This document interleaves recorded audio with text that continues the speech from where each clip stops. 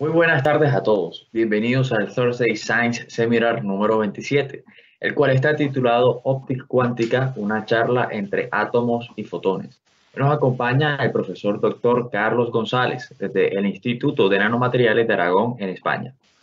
El doctor Carlos Andrés González Gutiérrez es físico teórico, egresado de la Universidad del Atlántico en Colombia, con maestría y doctorado en ciencias físicas por la Universidad Nacional Autónoma de México, UNAM. Carlos es actualmente investigador postdoctoral en el grupo de Quantum Materials and Devices del Instituto de Nanociencia y Materiales de Aragón en España, un centro de investigación conjunto del Consejo Superior de Investigaciones Científicas CSIC y la Universidad de Zaragoza, España.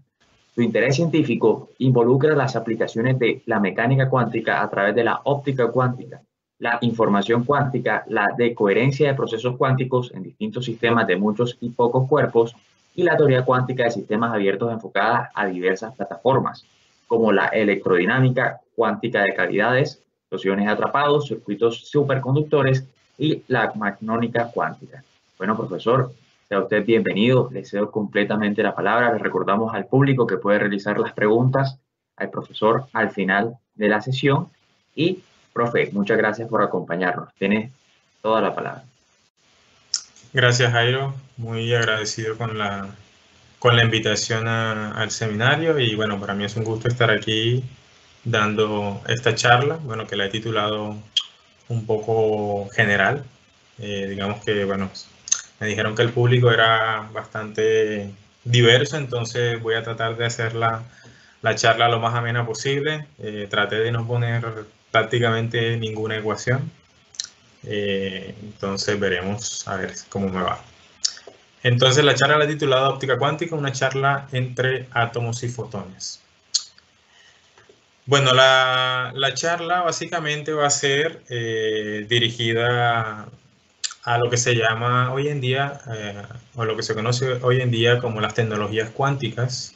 ¿Sí? Muchos de ustedes seguramente estarán familiarizados porque tenemos hoy en día un bombardeo de información bastante abrumador a veces sobre las aplicaciones de la mecánica cuántica, en particular al cómputo cuántico, a las computadoras cuánticas que parecen ser una realidad hoy en día. Entonces les voy a hablar un poco sobre en qué consisten, digamos, en qué se basan en los fundamentos físicos de estos dispositivos y cómo, digamos, cómo los físicos, los ingenieros, los científicos en general han logrado construir dispositivos para procesar información basados en la teoría cuántica, en la mecánica cuántica. Y yo les voy a hablar un poquito sobre, digamos, de una subárea, por decirlo así, de la teoría cuántica que se conoce como la óptica cuántica. Entonces estaremos hablando mucho de átomos y fotones en esta charla. Bueno, empezamos con una breve introducción, una pequeña introducción, digamos, para la gente, para las personas que no están muy familiarizadas con la mecánica cuántica. Y bueno, la mecánica cuántica es básicamente una de las teorías más exitosas que tenemos hasta el momento de cómo funciona la naturaleza. Y sabemos que la naturaleza a nivel microscópico funciona de una manera bastante peculiar, digámoslo así. Entonces, conocemos a la teoría cuántica o mecánica cuántica también como una de las ramas de la física que describe el mundo de las partículas fundamentales, y estas pueden ser de todo tipo, pueden ser electrones, pueden ser fotones, incluso pueden ser partículas más fundamentales, moléculas también, pueden ser conglomerados de partículas, ¿no? Uno de los, digamos, de las cosas fascinantes de la mecánica cuántica y también un poco a veces frustrante de la mecánica cuántica es que es bastante paradójica, o bueno, al menos parece ser bastante paradójica, es poco intuitiva y bueno, es en general muy extraña. Y bueno, eso espero ilustrarlo con algunos ejemplos.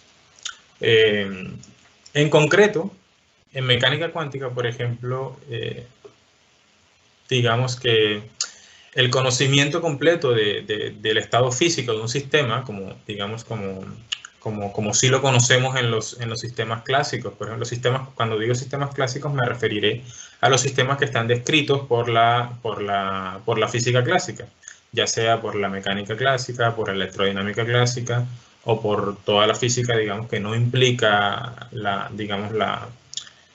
introducción de ningún concepto de cuanto en general. Entonces, en esta teoría cuántica, digamos que la información completa del estado de un sistema está totalmente prohibida, ¿no? O sea, no es posible de manera determinista conocer el estado de un sistema por completo. Y la acción de medir una partícula altera de manera fundamental su estado.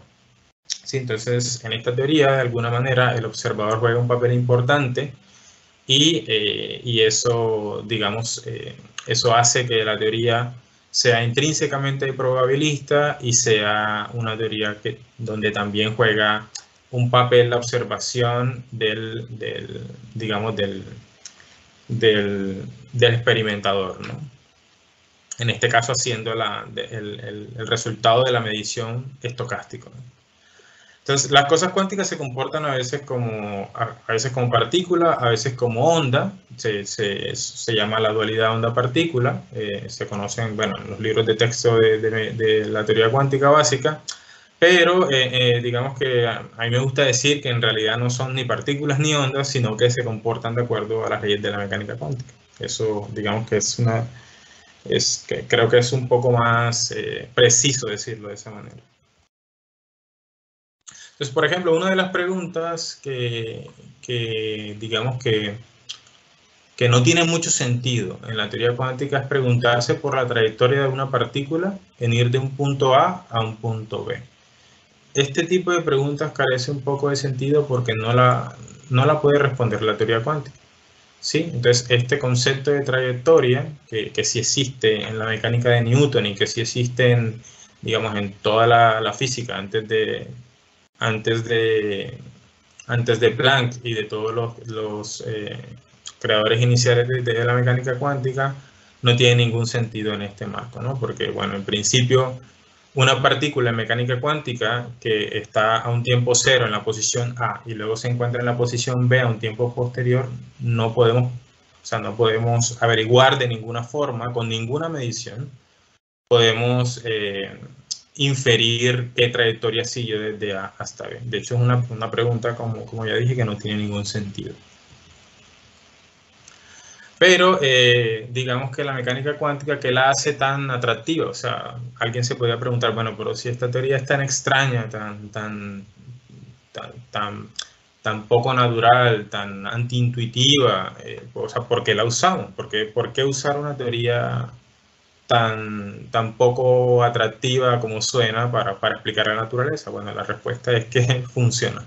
Entonces, la respuesta más sencilla, que la mecánica cuántica es hoy en día la teoría física más exitosa que conocemos.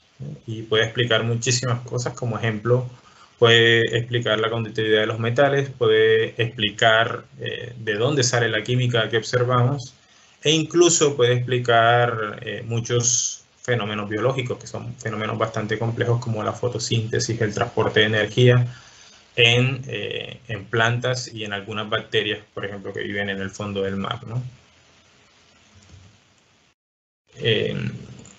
Bueno, la mecánica cuántica, digamos, tiene una larga historia, no la voy a contar aquí. Supongo que muchos de ustedes han escuchado en libros y en muchos videos de divulgación de cómo nació la mecánica cuántica. Aquí hay una foto de sus principales creadores. Pero hoy en día, digamos que la visión moderna de la mecánica cuántica es un marco matemático. Digamos que desde un punto de vista general, la mecánica cuántica es este conjunto de reglas que sirven como la base para la construcción de teorías físicas más especializadas. ¿Sí? A mí me gustaba mucho un ejemplo que leí cuando yo era estudiante, y era que uno puede ver a la mecánica cuántica como si fuera el sistema operativo de su computadora, ¿no? De su computadora. Entonces, el sistema operativo, digamos que es un sistema que funciona en base a ciertas reglas generales, ¿sí? Pero este sistema, digamos que por sí solo, el sistema operativo como tal no realiza, digamos, ninguna tarea no demasiado útil. Entonces, el sistema operativo necesita aplicaciones para funcionar, ¿no? Necesita programas específicos para que el usuario pueda desarrollar un escrito, para que el usuario pueda navegar en Internet, por ejemplo. Entonces, todas estas aplicaciones, todos estos software que el usuario necesita, lo constituyen las aplicaciones de la teoría, en este caso de la mecánica cuántica. Entonces, la óptica cuántica la podemos ver como una de estas aplicaciones. ¿Aplicada a qué? Bueno, aplicada al entendimiento de cómo interacciona la luz con la materia, ¿sí? Entonces, esa puede ser una explicación un poquito general de lo que es la óptica cuántica. No es más que una de las aplicaciones de la mecánica cuántica para el entendimiento de la interacción de la luz y la materia. Y bueno, aquí una frase bastante famosa de Richard Feynman que dice que, bueno, que en general nadie entiende la mecánica cuántica, y bueno, esto es cierto, esto digamos sigue siendo verdad hasta nuestros días, y hay muchos problemas fundamentales que no se han podido entender todavía en la teoría cuántica, en particular el problema de la medición, el problema de la decoherencia de los sistemas cuánticos son temas de investigación actual, el problema del enredamiento o entrelazamiento cuántico de igual manera. Pero digamos que eso no nos ha privado a los físicos, a los científicos, de poder usar la mecánica cuántica para ciertas aplicaciones que son una realidad hoy en día. Y eso es lo que pretendo mostrarles en el resto de la charla. Entonces, aplicaciones de la mecánica cuántica, digamos que ya no son nuevas. Vienen desde hace rato, digamos que en lo que podemos llamar lo que se llama un quantum 1.0, digamos que una versión 1.0 de las aplicaciones de la teoría cuántica, que como todos sabemos el láser, por ejemplo, funciona en base a entender los procesos que ocurren en la emisión estimulada de radiación por la materia. Entonces, si no hubiéramos sido capaces de entender cómo funciona la emisión estimulada, no existiera el láser como aplicación. Otra aplicación, bueno, que se basa en las propiedades, digamos que en ciertos efectos cuánticos, como el efecto túnel de los electrones, el comportamiento de los materiales semiconductores, también es que los usamos básicamente en toda la electrónica que usamos hoy en día, pues también es una realidad desde hace mucho tiempo. Entonces son aplicaciones, digamos que son aplicaciones que usan cierto entendimiento, cierta base, digamos, de nuestro entendimiento de los fenómenos cuánticos para la tecnología, sí, pero que en realidad no explotan del todo, digamos, esos efectos cuánticos, ¿no? Otra de ellas, por ejemplo, es la resonancia magnética nuclear, que, bueno, creo que está de más mencionar los beneficios y lo poderoso que es hacer espectroscopía de resonancia magnética en 3 dimensiones, ¿no? En la medicina. Pero con esto pasamos entonces a una versión un poquito más moderna hoy en día, lo que se llama o lo que se conoce como el Quantum 2.0. Y bueno, esto se basa, digamos, en una idea de que de hecho empezó Richard Feynman en los años finales de su carrera, y fue que Richard Feynman se dio cuenta de que de alguna manera, digamos, las computadoras que usamos hoy en día, los ordenadores, ¿sí? Que están basados, digamos, que, bueno, tienen componentes electrónicos que quizá algunos de ellos están basados digamos, en efectos cuánticos particulares, pero que, digamos, pueden ser explicados de manera clásica. La idea de Feynman era que entonces, que debería haber una lógica, ¿sí? o una forma donde pudiéramos simular estos efectos cuánticos, pero también usando los mismos sistemas cuánticos, ¿no? Una idea, algo así de como si la naturaleza se simulara a sí misma. Entonces, la primera persona que propuso, digamos, la idea de simular sistemas cuánticos digamos, con sistemas de la naturaleza fue Richard Feynman, ¿no? Entonces esto nos pone un poquito en este camino de Quantum 2.0, y este camino de Quantum 2.0, bueno, se traza metas que, bueno, hoy en día se han conseguido algunas, pero que todavía nos falta, ¿no? Y el objetivo, digamos, final de este Quantum 2.0 es la construcción de lo que llamamos una computadora cuántica universal o un simulador cuántico universal, ¿sí? Que es como el santo grial de la computación cuántica, de la información cuántica y, bueno, no quisiera decir de la teoría cuántica, pero quizá uno de los objetivos finales, y es alcanzar lo que se llama un computador cuántico totalmente universal. O sea, una máquina que pueda simular cualquier proceso de la naturaleza y con un poder de cómputo bastante superior a todo lo que conocemos hoy en día, ¿no? Eso es lo que se llama una computadora cuántica universal. Pero bueno, en el camino tenemos muchas otras cosas que son los relojes atómicos cuánticos, que son, digamos que, sistemas de medición muy precisos de tiempo, de frecuencia. Y estos sí son una realidad hoy en día. Los sensores cuánticos, que también están siendo una realidad hoy en día. Bueno, los links cuánticos o los cables cuánticos para conectar dispositivos cuánticos. Los simuladores cuánticos, bueno, este no es universal como lo que se quiere, pero digamos que ya existen simuladores cuánticos que pueden realizar cierto tipo de tareas específicas. También algo que se llama el Quantum Internet o la web cuántica, que es básicamente un buscador que, digamos, que puede aprovechar el principio de superposición cuántico y muchos algoritmos cuánticos para procesar información de una manera exponencialmente más rápida. Y este mapa a Quantum 2.0 que les estoy poniendo aquí es básicamente, lo cogí de un programa que tiene la Unión Europea, donde ellos se trazaron esta meta desde el 2015 al 2035, y bueno, donde se están invirtiendo, inicialmente fue 1 billón de euros para este programa, pero creo que hoy en día ha superado eso con creces, ¿no?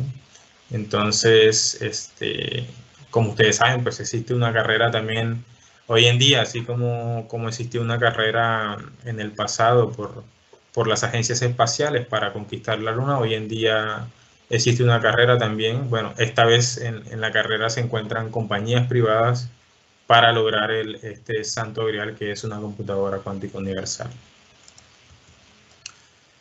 Y bueno, pero ¿en qué se basa todo esto de las computadoras cuánticas y las tecnologías cuánticas? Entonces, bueno, desde lo más básico de la teoría cuántica, el sistema más básico que nosotros podemos estudiar en la mecánica cuántica o en la teoría cuántica en general se llama un quantum bit, ¿sí? Y este quantum bit no es más que nada la generalización de un bit clásico, que solo puede tomar dos valores 0 y 1, ¿sí? Al contexto de la mecánica cuántica.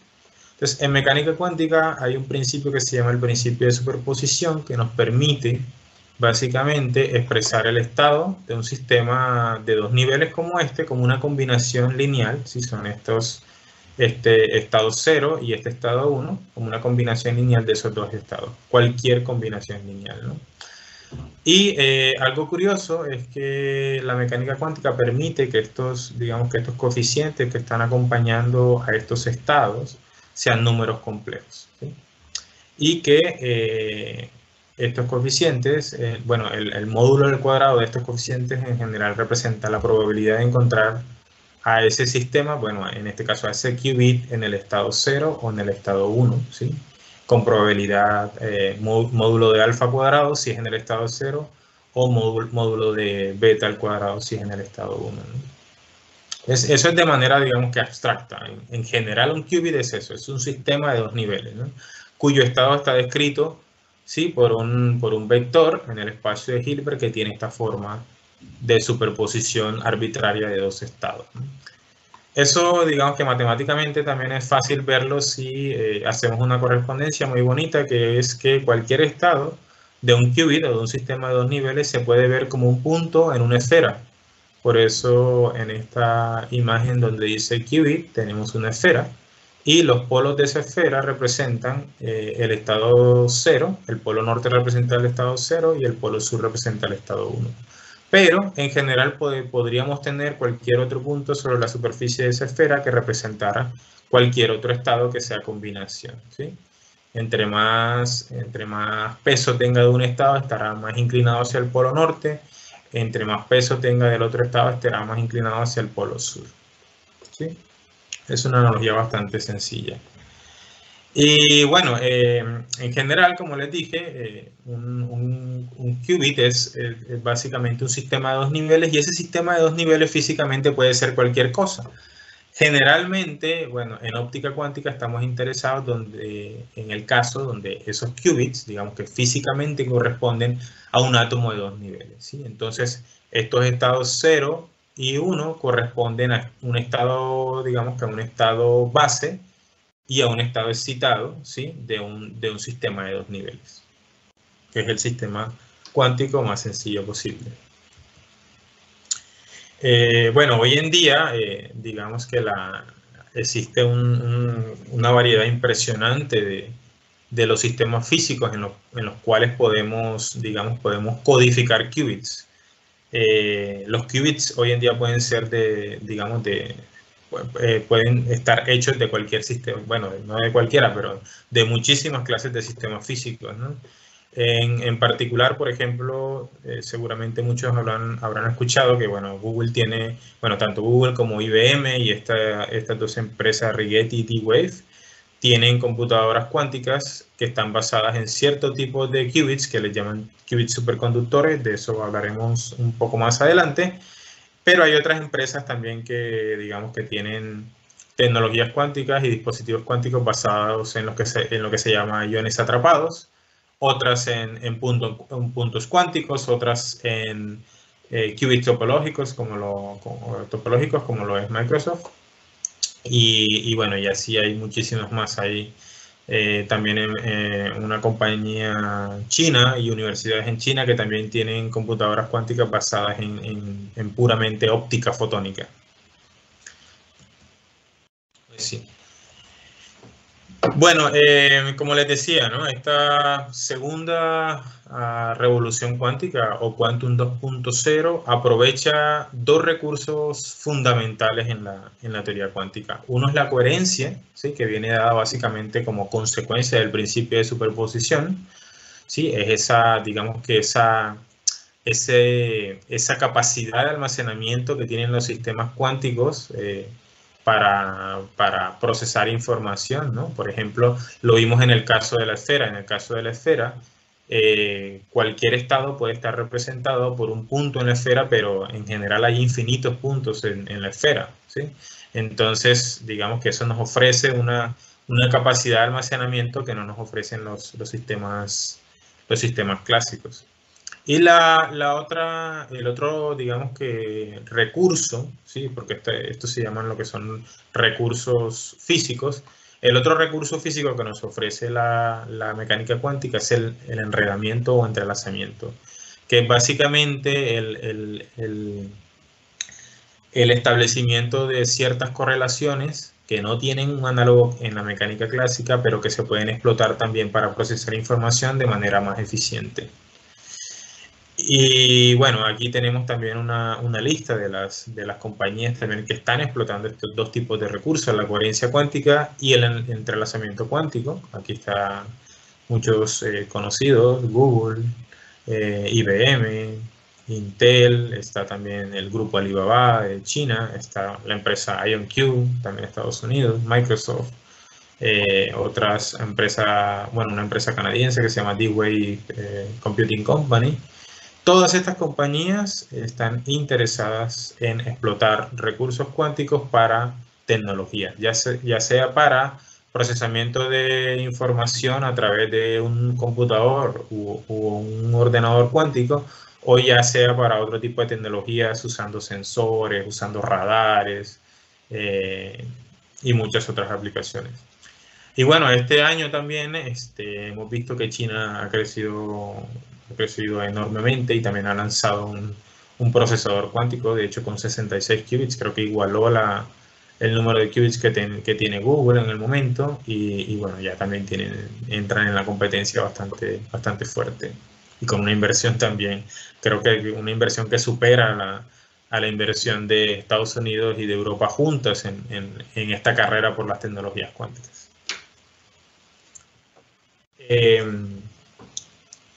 Bueno, digamos que este éxito de las tecnologías cuánticas pues no se ha dado, digamos, de manera fortuita. Todo esto también es consecuencia de un trabajo arduo de investigación en ciencia básica y en ciencia fundamental que han desarrollado muchos físicos. En particular, quiero resaltar la labor de estos dos físicos que son Serge Haroche en París y David Wineland en Estados Unidos, y que han recibido el Premio Nobel de Física en el 2012, justo por establecer las bases para una de las tecnologías cuánticas.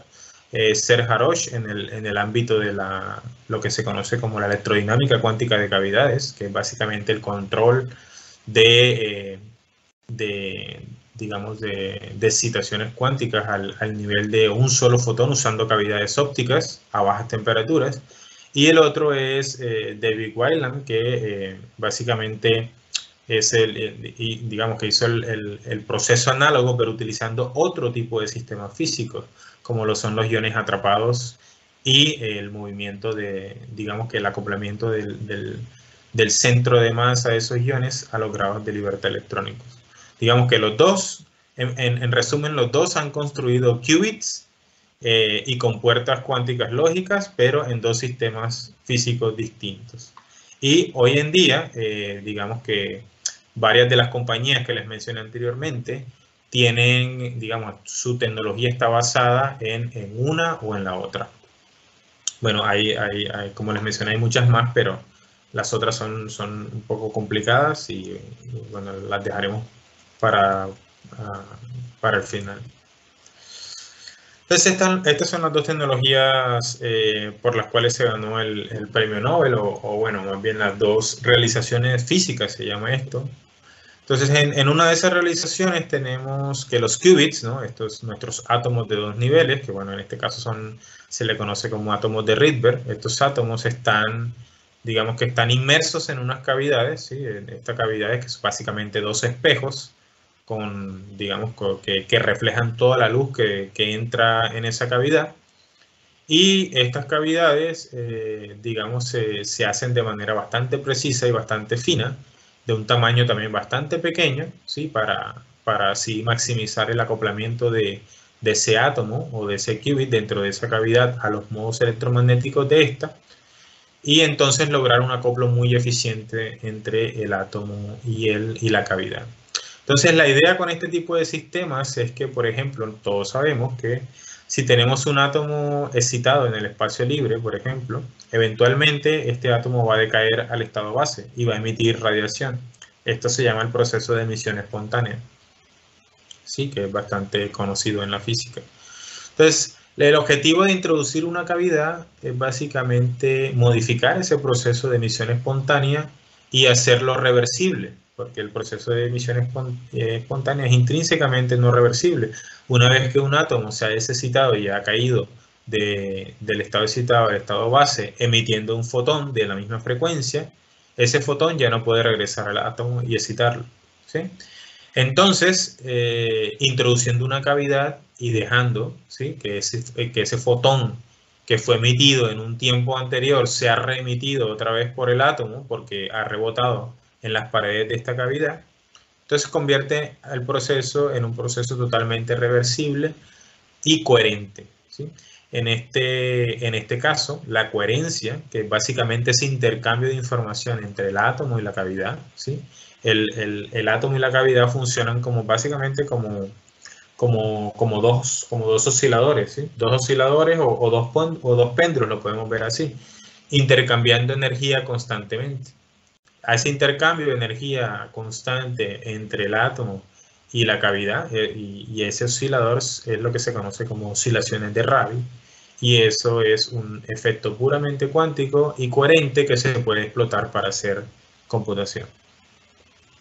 Y bueno, no quiero entrar en detalles sobre, digamos, sobre los detalles matemáticos de esto, pero solo les quiero decir que en general, digamos que el acoplamiento de dos sistemas cuánticos, en este caso un sistema de dos niveles, ¿sí? Y un sistema como una cavidad, que es básicamente un oscilador armónico, da lugar a cierto tipo de estados, que son estos estados de aquí. Estos estados significan, por ejemplo, este estado A1 significa que existe un fotón en la cavidad, pero que el átomo está en el estado base, y tiene un signo, bueno, eso está sumado con un estado donde el átomo está excitado ahora, pero hay cero fotones en el estado, cero fotones en la cavidad, ¿sí? Eso significa que, digamos, el hecho de que esté sumado significa que ese estado es una superposición y que este estado no puede ser visto como un estado individual del átomo y un estado individual de la cavidad, sino que ahora el átomo y la cavidad se comportan como un sistema conjunto y se dice entonces que este sistema está entrelazado o enredado, ¿sí? O sea que se han establecido correlaciones de tal manera que no puedo describir ahora el sistema con un estado total. Y estos son el tipo de estados, o sí, el tipo de estados de materia y radiación, que de hecho se les llama estados polaritónicos, que son útiles también para explotar en tecnologías cuánticas. Entonces, lo mismo que ocurre en estos sistemas de electrodinámica cuántica de cavidades, Cavity QED, por eso se llama así, también ocurre, o sea, la misma física que ocurre aquí también ocurre en los sistemas con iones atrapados. Estos sistemas son un poco diferentes. Aquí no hay, digamos que,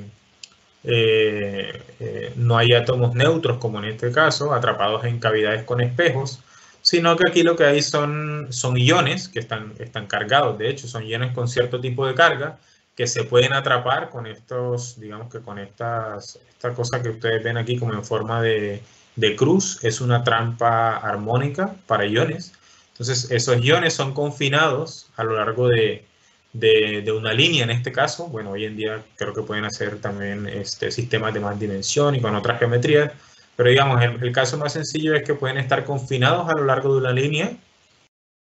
Estos iones se encuentran en un potencial armónico creado por esa trampa, digamos, porque esto se le aplica también un campo eléctrico variable en el tiempo. Y resulta que aplicando un láser externo, que es esta flechita roja que está aquí, bueno, que simboliza aquí, se puede acoplar los grados de libertad electrónicos con el movimiento del centro de masa colectivo de estos iones. Este sistema es un poquito más difícil de ver, digamos que intuitivamente, que el primero. El primero es fácil porque es intercambio entre fotones y digamos, el intercambio entre fotones entre el átomo y la cavidad. Este segundo no es tan fácil porque, por ejemplo, aquí no hay fotones. Aquí lo que hay, bueno, sí que hay fotones, digamos, pero son fotones que se usan simplemente para controlar el sistema. No son fotones que están rebotando en la cavidad como en este caso, sino que son fotones que acoplan, digamos, transiciones internas de cada ion con el centro de masa de cada ion, con ese movimiento de centro de masa. Entonces, ese movimiento de centro de masa da lugar a unas excitaciones que se conocen en física como fonones, que son básicamente asociadas a las vibraciones armónicas de cada ion, y se acoplan a través de este láser externo con sus grados de libertad electrónicos.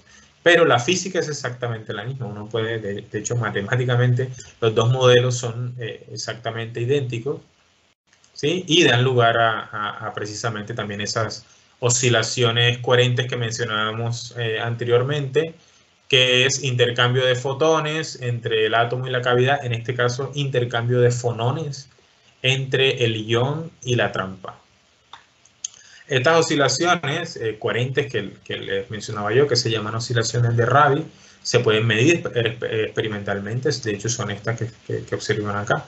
Y se observan, son oscilaciones que no son totalmente coherentes, sino que van decayendo a medida que pasa el tiempo y a medida que aumenta la temperatura. La temperatura se va aumentando desde la primera hasta la última gráfica, y vemos que la temperatura juega un papel fundamental, ¿no? Entonces, por eso decimos que la temperatura Por eso estos sistemas trabajan a bajas temperaturas, porque la temperatura es perjudicial para los sistemas cuánticos porque destruye la coherencia, o sea, destruye este intercambio de excitaciones entre un sistema y el otro, ¿sí? Y esto entonces eventualmente pues decaerá, digamos que decaerá a cero, ya no habrá más intercambio de energía entre los dos sistemas y ya no nos servirá para ninguna aplicación, ¿sí? Entonces, en lo posible siempre tendremos que mantener nuestro sistema con muy pocas pérdidas, ¿sí? Optimizando todo a bajas temperaturas y bueno, por eso también es tan difícil construir computadoras cuánticas. Aquí abajo también les dejo las dos fotos. Es una foto real de un experimento con cavidades de microondas superconductoras, y en el otro lado también pueden ver aquí estas cruces, bueno, estos, digamos, bloquecitos grises se pueden ver aquí de forma lateral. Bueno, aquí son más cilindros, ¿sí? Y, que son estos dorados, perdón, los cilindros son los dorados, y estas cruces pues, son este armamento, digamos que este armazón gris que está aquí, y el ion justo está atrapado en el centro. Bueno, no se ve, pero de hecho es una fotografía real de un solo ion atrapado, ¿no? Entonces, para que veamos un ejemplo del control tan preciso que tenemos hoy en día en sistemas cuánticos. Y bueno, uno también puede pensar en un mapa general de la computación cuántica, digamos, que tiene como corazón, como centro, lo que se llama Quantum Information, con todos sus recursos físicos, como son el entrelazamiento, la metrología, la simulación cuántica, la computación cuántica, los fundamentos de la mecánica cuántica, todas las implementaciones, ¿no? Que entre ellas hay qubits hechos de superconductores, qubits fotónicos, iones atrapados, cavidades y otro tipo de plataformas, que de hecho vamos a mencionar un par más. Entonces, otra de las plataformas de la que no se habla mucho, pero que a mí me gusta mencionar porque creo que también es bastante prometedora, quizá le falta un poco más de tiempo para establecerse y para, digamos, ganar un poco de terreno, pero se están haciendo avances importantes, es lo que se conoce como dispositivos nanofotónicos, ¿no? Entonces, en estos dispositivos lo que también lo que se busca, como en el caso de las cavidades y de los iones, es optimizar la interacción de la luz y la materia usando también otras alternativas, ¿sí? En este caso, les voy a mostrar lo que se conoce como nanofibras ópticas, ¿no? Entonces, pero antes de eso, digamos que la idea general de las tecnologías cuánticas, pues bueno, es como les decía, ¿no? Al principio, que el sueño de la computadora cuántica universal solo será posible si tenemos lo que se llama una red cuántica, de Quantum Network. Y la red cuántica básicamente se basa en dispositivos cuánticos que pueden ser conectados de manera paralela a través de lo que se llaman canales cuánticos, y que pueden procesar información de manera eficiente. De manera eficiente me refiero a exponencialmente más rápido que lo procesaría un dispositivo basado en las leyes clásicas, ¿no? Basado en la lógica booleana de la electrónica tradicional, ¿no? Entonces, por ejemplo, uno puede pensar que los nodos son este tipo de cavidades que ya les mencioné, donde cada nodo tiene un átomo adentro, ¿sí? Este átomo puede emitir un fotón de cierta frecuencia. Ese fotón puede comunicar a ese átomo con otro átomo que se encuentre en un nodo más distante, y así, haciendo, digamos, que ingeniería con esos canales cuánticos, poder procesar la mayor cantidad de información posible. Entonces, esto es lo que se llama la famosa Quantum Network. Y bueno, este sueño, pues el objetivo es lograr este sueño con la mayor cantidad de sistemas posibles, ¿sí? Y hacerlo lo más grande posible, ¿no? O sea, no solamente con cavidades, también con iones atrapados, aunque bueno, ahí es más difícil porque es más complicado ese tipo de experimentos, pero con fotones y con otros tipos de sistemas. Entonces, hasta ahora hemos hablado de las plataformas experimentales de esta primera y de esta segunda, de las cavidades, de los átomos en cavidades y de los iones en trampas. Hay otro tipo de tecnologías un poco más complicadas, que de hecho son las tecnologías que usa Google y también IBM, que se llama la basada en circuitos superconductores, ¿sí? Esta tecnología se basa en lo que se conocen átomos artificiales. A diferencia de las primeras dos, de los átomos en cavidades y las trampas de iones, que usan átomos que podemos encontrar en la naturaleza, esta tecnología de circuitos superconductores básicamente lo que hace es emular el comportamiento de un átomo a través de un circuito de tamaño microscópico que está enfriado a bajas temperaturas, cuyos niveles se comportan de manera discreta y que se pueden controlar básicamente que al antojo. Entonces los científicos han descubierto que pueden hacer circuitos muy pequeños, enfriarlos a bajas temperaturas y hacer lo mismo que hacían en estos dos sistemas primeros, pero ahora en un digamos que en un circuito integrado básicamente, ¿sí? Bueno, naturalmente esta tecnología también es costosa. Este tipo de circuitos son circuitos hechos con una precisión increíble, a bajas temperaturas, funcionando en rangos de frecuencia también un poco complicados, porque las tecnologías se han tenido que fabricar, pero que funcionan de una manera como igual o mejor que los dos anteriores, ¿no? Entonces, principalmente en estos es donde se ve el mayor crecimiento y el futuro de la computación cuántica. Existen otros dispositivos que son los basados en, digamos, en lo que se llama electrodinámica de guías de ondas. Y en esta electrodinámica de guías de ondas, ahora lo que hacemos es confinar la luz en estructuras, digamos que en estructuras donde la luz puede viajar, ¿sí? Y hacerla intercambiar información con átomos que están a su alrededor. Estas plataformas también son digamos que están teniendo bastante auge y bueno, también prometen cierto tipo de aplicaciones, sobre todo en la comunicación cuántica a larga distancia. En particular les voy a hablar algunos minutos sobre esta plataforma de nanofibras. Una de las digamos, de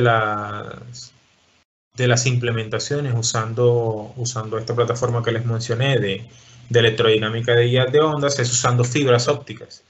Entonces, alguien se preguntará, bueno, pero ¿por qué fibras ópticas? Si lo que quiero es usar la luz, lo que quiero es usar los fotones, yo pensaría todo lo contrario, ¿no? Las fibras ópticas están diseñadas para confinar la luz y para protegerla del medio donde se quiere propagar, ¿no?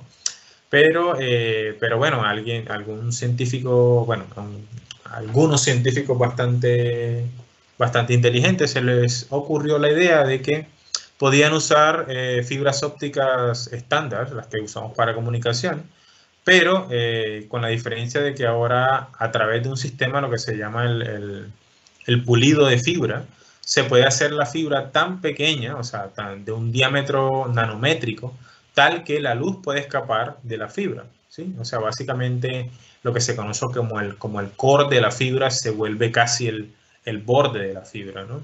Entonces, de esta manera hay un efecto que se conoce digamos, de la electrodinámica clásica, que es que el átomo posee una componente evanescente afuera de la fibra. Y esa componente evanescente afuera de la fibra es la que se explota para comunicar átomos que pueden estar cerca de él. No voy a entrar un poco en detalles, pero aquí les muestro, bueno, una imagen que no se ve muy bien, pero esto es una nanofibra comparada con un cabello humano. Entonces, el cabello humano es digamos que es todo esto, ¿no? Desde aquí hasta acá.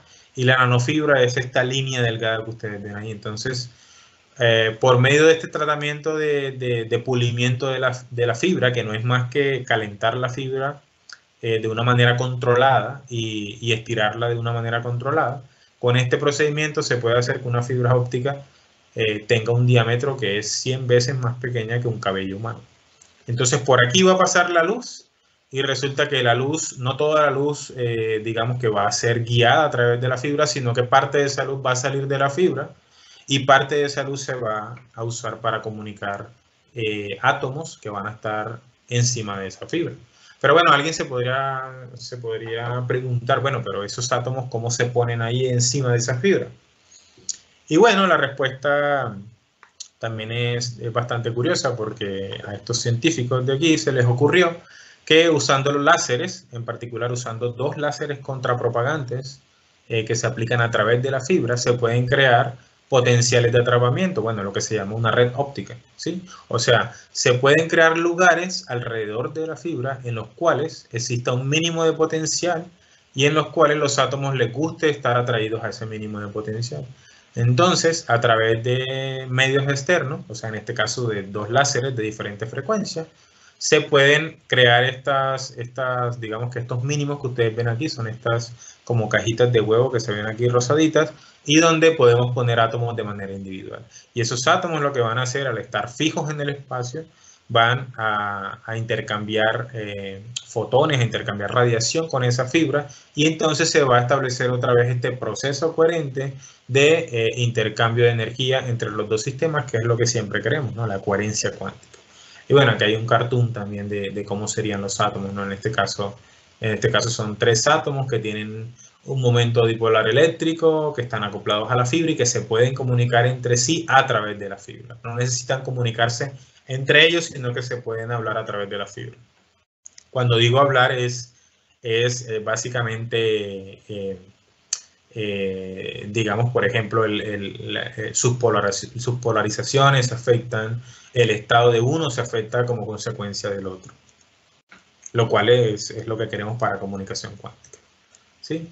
Y bueno, tampoco quiero entrar mucho en detalle, pero digamos que, bueno, mi trabajo como físico teórico básicamente es entender desde un punto de vista fundamental todos estos sistemas que les he descrito.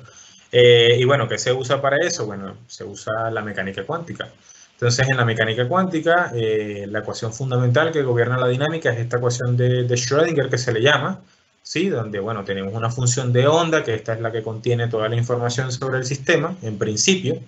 Pero como nuestros sistemas están sometidos a ruido, a temperatura y a muchos procesos que lo que hacen es deteriorar el intercambio de información entre estos sistemas que estudiamos, ya no nos sirve esta ecuación de Schrödinger, ¿sí? Bueno, esta ecuación de Feynman, que es una generalización de la ecuación de Schrödinger. Ahora lo que necesitamos es una teoría que tenga en cuenta la interacción de nuestro sistema cuántico, como está representado en este circulito verde aquí, con un ambiente, ¿sí? Digamos que con todas esas interacciones no deseadas, ¿sí?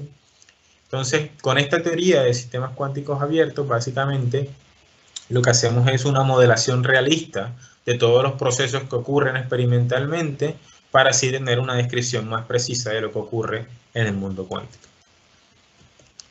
Y bueno, eso nos lleva entonces a estudiar ecuaciones, digamos, ecuaciones análogas a la ecuación de Schrödinger, pero con disipación, con pérdidas, que se llaman este tipo de ecuaciones de Lindblad, que no voy a entrar en detalles, pero el que esté interesado me puede preguntar al final o me puede escribir sin ningún problema. Y bueno, otro de los efectos interesantes con este tipo de sistemas es también lo que se conoce como los estados colectivos de la materia. Entonces resulta que en mecánica cuántica también es curioso que si uno tiene, digamos que si uno conoce el comportamiento de un solo átomo, ¿sí? Por ejemplo, en este caso, en presencia de una guía de onda, de ese comportamiento de un solo átomo, uno diría, bueno, si yo conozco cómo se comporta un solo átomo, puedo conocer cómo se comportan dos. Pero no es tan fácil porque justamente todo este tipo de fenómenos de coherencia y efectos de entrelazamiento dan lugar a nuevos fenómenos, digamos que a efectos de interferencia, que lo que hacen es que siempre ocurran cosas nuevas.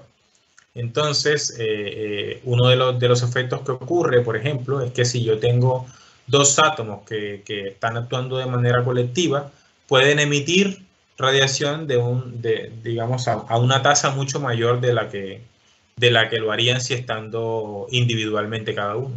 Entonces, este tipo de fenómenos digamos, de emisión espontánea colectiva o de absorción colectiva, lo que se conoce como superradiancia o subradiancia, también son interesantes en este tipo de sistemas y se han medido experimentalmente, ¿no? Como muestra esta gráfica de aquí, donde hay, bueno, la primera parte es comportamiento superradiante, donde los átomos emiten radiación aceleradamente y luego, por alguna razón, se empiezan a detener y a emitir radiación de manera más lenta, que es lo que se llama como, lo que se conoce como subradiancia.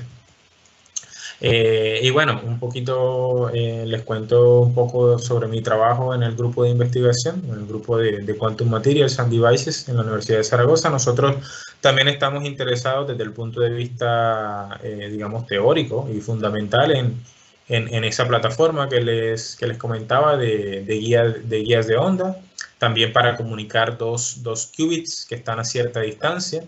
Esa guía de onda tiene ciertas propiedades físicas que nosotros modelizamos y que también, digamos, que mapeamos,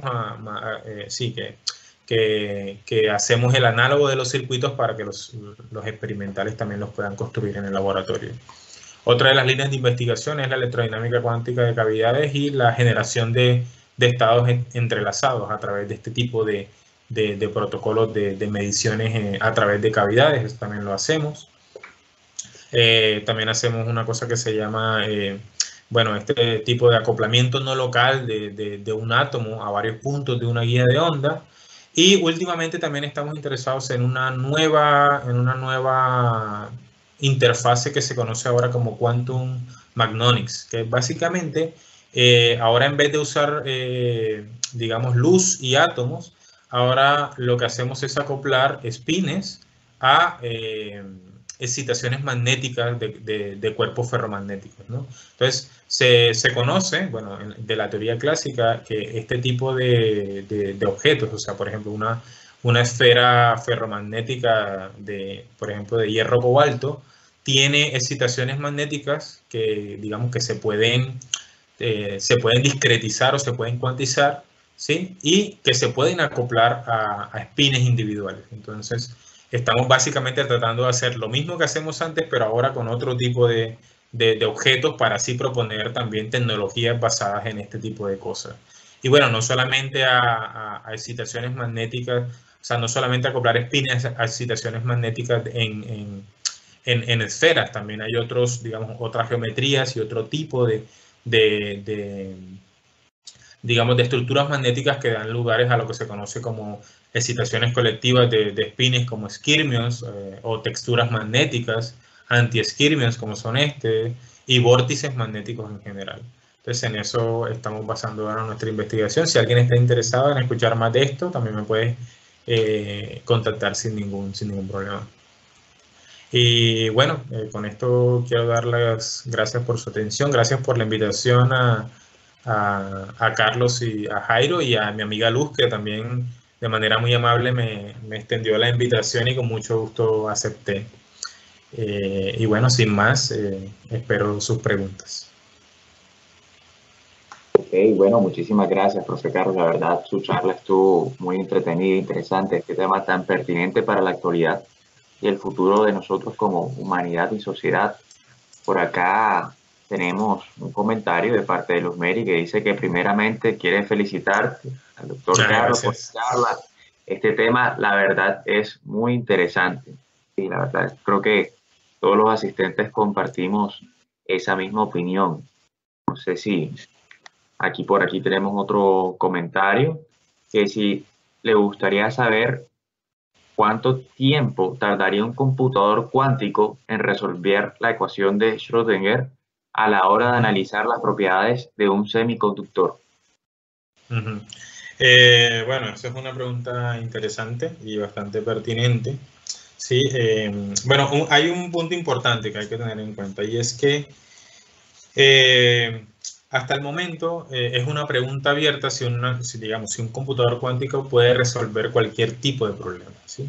De hecho, bueno, es una de las preguntas interesantes, ¿no? De hecho, es una de las preguntas de la computación cuántica, encontrar qué tipos de problemas, o sea, ¿cuáles son los tipos de problemas para los cuales ganamos ventajas usando una computadora cuántica? Porque se ha mostrado, digamos que muchos problemas de optimización, sobre todo en matemáticas, que hay una clase de problemas, hay un conjunto de problemas en los cuales no ganamos ninguna ventaja. Entonces, en ese tipo de problemas, la computación cuántica no supondría ninguna ventaja ante la mejor computadora que tenemos en este momento, ¿no? O sea, basada digamos, en CPU, pues.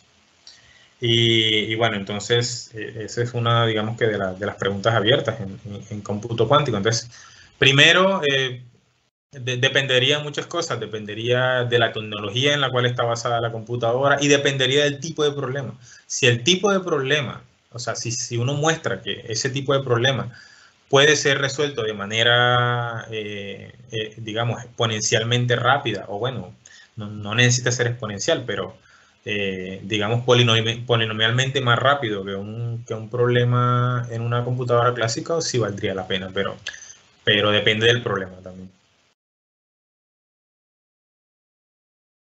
Gracias, profe. Por acá también les mandan felicitaciones de parte de Sebastián Amaya. Dice, excelente charla, mil gracias. Gracias. No sé si el profesor decano Carlos Schnorr quiere hacer algún comentario al respecto de la charla. Hola Jairo, buenas tardes. Hola doctor Carlos, ¿cómo va? Hola, hola. Profe, mira, te voy a hacer primero un comentario también, va muy alineado a los comentarios que ya he recibido. Sí. Muy interesante la charla, una charla de un tema muy relevante, yo creo que de un tema que muchos aún no logran estar familiarizados, ¿no? Me incluyo a mí ahí. E um tema que cada vez mais uno quando acompanha a ciência acaba vendo que a todos nós outros nos vai tocar entender um pouco de quântica, não? De física quântica. Um exemplo aí muito claro, a computação quântica, a mim me marcou muito. Hace como um par de anos, creio que o primeiro-ministro de Canadá deu uma entrevista que vai ser uma inversão muito forte a la computação quântica. Y bueno, los periodistas le preguntaron, ¿no? Pero tú vas a poner plata ahí, pero tú sabes explicar qué es la computación cuántica. Y él dio una explicación muy chévere, la verdad, haciendo como, claro, una simplificación. Y eso me marcó mucho y me hizo me interesar un poco sobre la cuántica. Y, profe, la pregunta que te voy a hacer va muy alineada a mi área. Yo soy biólogo, ¿ok? Y he empezado a ver algunos artículos que hablan en biología cuántica, ¿no?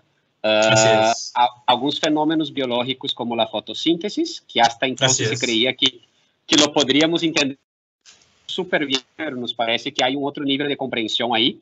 O sentido magnético das aves. Me gostaria de saber se tu, que quizá tem mais domínio da quântica do que eu, que has leído tu, profe, e se tu crees que de verdade isso é algo sério a nível científico, ou se isso é como um intento de agregar valor agregando la palabra cuántica, ¿no? Porque hoy todo que tú agregas cuántico, tú como que agrega un valor. ¿Qué piensas tú sobre esos temas, profe? Claro, sí.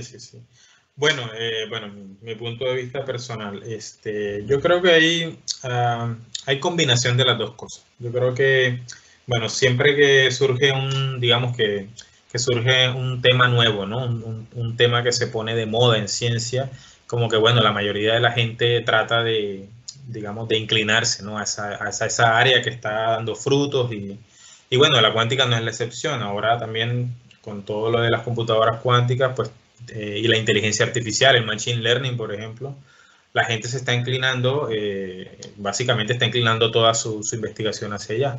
También en parte porque digamos que por la presión también de los organismos de financiación. Básicamente ahora, el otro día lo comentaba con colegas también, o sea, ahora si tu proyecto no lleva la palabra cuántico, computadora cuántica, o machine learning, o inteligencia artificial, o algo de eso, como que no se ve novedoso, ¿sí? Entonces, sí, es verdad, comparto tu visión acerca de que hay mucha investigación no seria digamos que en estos campos, y hay gente que básicamente, o sea, vende pajaritos en el aire, por así decirlo, ¿sí? Pero también quiero resaltar que si hay gente muy interesada y gente seria haciendo avances significativos también. Sobre todo en lo que mencionas en el área de biología. Conozco un profesor que trabaja, bueno, es un profesor bueno, estaba en Harvard, pero ahora está en Toronto, y él hace básicamente biología cuántica. Y bueno, estudia transporte de energía en sistemas fotosintéticos. Y los avances a los que han llegado, por ejemplo, ellos tienen unos modelos cuánticos que pueden explicar la eficiencia, ¿no? Esta super eficiencia que hay en el transporte de fotones a lo largo de un modelo bueno, de transporte en un sistema fotosintético, ¿no? En algunas bacterias que viven en el fondo del mar, de cómo realizan la fotosíntesis, también en algunas plantas y todo eso. Y los modelos son bastante convincentes, bastante buenos, bastante concluyentes. O sea, como que dan a entender de que sí hay algo que fundamentalmente que no estamos entendiendo en los sistemas biológicos y que requiere de las herramientas de la mecánica cuántica. Eso sí es cierto. Pero también es cierto que hay gente que se aprovecha, ¿no?, de ese tipo de cosas también para vender de más. Entonces yo soy cauteloso y creo que tenemos que ir con calma, haciendo avances de manera progresiva y bueno, avanzando en este camino hacia la computadora cuántica universal, que quizá a lo mejor y nunca llegamos, pero en el camino yo creo que van a surgir aplicaciones que nos pueden cambiar la visión del mundo y que nos pueden cambiar un poco también la vida, porque al generar nuevas tecnologías también pues se cambia también digamos que el curso de la humanidad. De acuerdo, profe. Muchísimas gracias. Hacía un rato ya que estaba esperando encontrar a alguien que tenga un mejor dominio del tema cuántico y ver su opinión, ¿no? Porque uno como biólogo, claro, hay veces que es un poco duro seguir a esos trabajos. Yo mismo he intentado acompañar, pero es muy pesado en la física. Sí. Y creo que esa es una debilidad que tenemos nosotros biólogos. Yo siento que deberíamos tener una base física más fuerte. Sí, para poder de verdad llegar a entender los fenómenos biológicos. Muchísimas gracias, profe. Sí, de nada, con gusto. Bueno, profe, por acá tenemos una pregunta adicional de parte del profesor Henry Núñez. Dice que una de las limitaciones del entrelazamiento es la distancia que pueden alcanzar dos partículas entrelazadas en el sistema de cavidades ubicadas en nodos a lo largo de nanohilos ópticos. ¿Cuál es la distancia ideal entre nodos? Bueno, esa es una pregunta bastante específica. Desconozco, digamos, la implementación con nanohilos. ¿Qué mencionaste? Él habla acerca de nanohilos ópticos. Sí, desconozco esa aplicación, pero bueno, imagino que debe estar basada en intercambio de fotones, ¿no? Intercambio de radiación a través bueno, en este caso de guías de onda de algún material específico. Pero sí, bueno, estas cosas son bastante dependientes de la tecnología, de la implementación en particular. ¿Sí? Pero entrelazamiento a larga distancia se ha logrado de manera bastante eficiente. De hecho, los chinos el año pasado, no sé, acaban de otra vez, bueno, han batido el récord como 3 veces, pero el año pasado, creo, si no estoy mal, no estoy tan enterado de eso, pero lograron establecer entrelazamiento entre dos fotones, uno en un laboratorio en China y el otro, bueno, los otros fotones, bueno, entre un conjunto de fotones estaban en un satélite en la atmósfera terrestre. Entonces, estamos hablando de entrelazamiento entre dos partículas, una en la Tierra y otra casi fuera de la Tierra. Entonces, pues creo que, bueno, no podemos decir que no hemos logrado entrelazamiento a largas distancias porque ya es una realidad. Quizá no en el sistema que menciona Henry, pero sí en otro sistema. Ok, profe, por acá Miguel dice que si estoy entendiendo correctamente, estás usando un sistema tipo de ecuación maestra. ¿Eso es correcto? Sí, bueno, solamente lo de la ecuación maestra lo escribí porque, digamos, Es una digamos, la teoría de sistemas cuánticos abiertos en general es una de las herramientas que nosotros usamos para describir este tipo de sistemas. Si uno quiere hacer una descripción realista de lo que pasa en este tipo de dispositivos, uno tiene que usar todo lo que tiene, digamos, todas las herramientas que nos da la física. Y una de las herramientas que usamos nosotros es la teoría de sistemas cuánticos abiertos, que da lugar a ecuaciones maestras como las que mostré, las ecuaciones tipo Lindblad, pero no necesariamente es esa. Ahí tenemos, digamos que tenemos muchos formalismos para estudiar sistemas cuánticos abiertos. Tenemos ecuaciones estocásticas de Schrödinger, tenemos simulaciones numéricas basadas en lo que se llaman, codificación eficiente de estados. Tenemos también modelos discretos, tenemos simulaciones de Monte Carlo. O sea, es solo una herramienta más para entender este tipo de sistemas.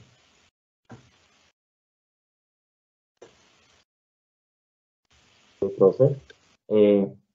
Dice también para Carolina, ¿qué nos puedes decir sobre simulaciones a nivel cuántico para estudiar dinámica molecular de moléculas, por ejemplo, comportamiento de virus?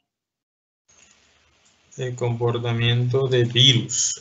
Bueno, no estoy al tanto de simulaciones. Bueno, simulaciones moleculares sí que hay. Sí que hay. De hecho, la computadora cuántica de D-Wave, que es la compañía canadiense, ellos usan un sistema que se llama Quantum Annealing, que es un sistema híbrido.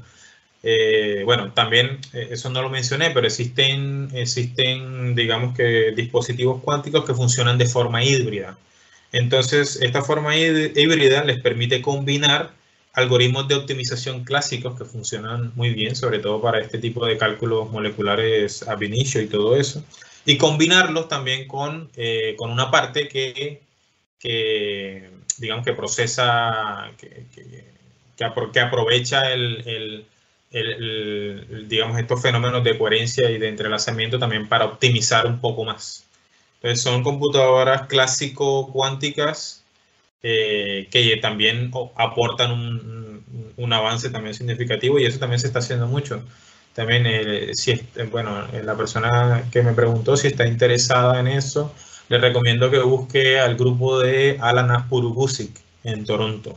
Él hace química computacional basada en cómputo cuántico. De hecho, tiene una compañía que se llama Zapata Computing. Si la busca en internet, ahí encontrará incluso ofertas de trabajo para irse a trabajar a Toronto con... Ok, profe, gracias. Aquí Miguel nos dice nuevamente que si podrías ahondar un poco en el proceso de extraer información del qubit. Sí, bueno, extraer información del qubit básicamente se hace midiendo, ¿sí?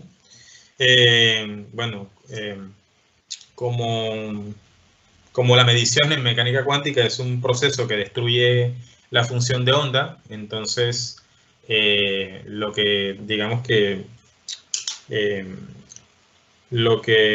típicamente se hace es que digamos que se prepara el sistema, se mide, se prepara el sistema, se mide, se prepara, se mide, se prepara, se mide, y con eso pues al final se hace una estadística y con esa estadística se trabaja y se obtiene información acerca del sistema. Hay otro tipo de mediciones que no destruyen el sistema.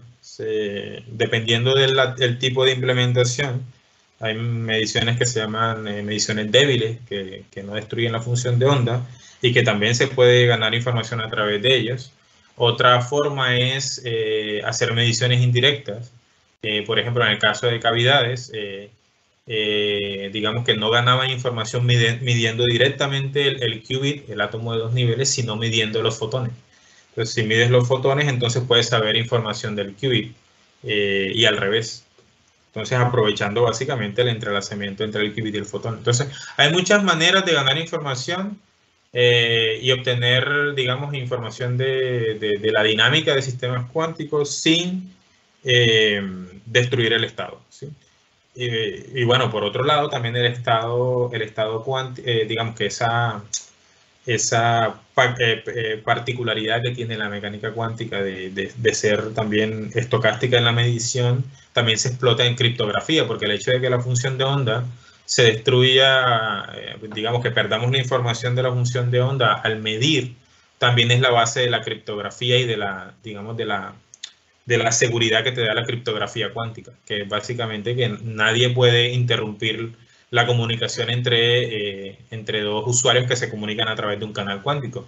Cualquier persona que trate de interceptar un canal cuántico inmediatamente va a colapsar el vector de onda.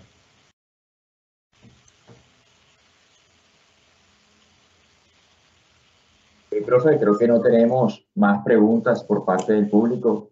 Nuevamente sería agradecerle por su charla tan interesante y pertinente, un tema que sin duda será tratado en el futuro nuevamente por otros charlantes, ya que es muy interesante. Así que, sin más preámbulos, nos despedimos de nuestro público y los esperamos en el siguiente Thursday Science Seminar el siguiente jueves. Entonces, que estén muy bien. Hasta luego. Gracias, Jairo.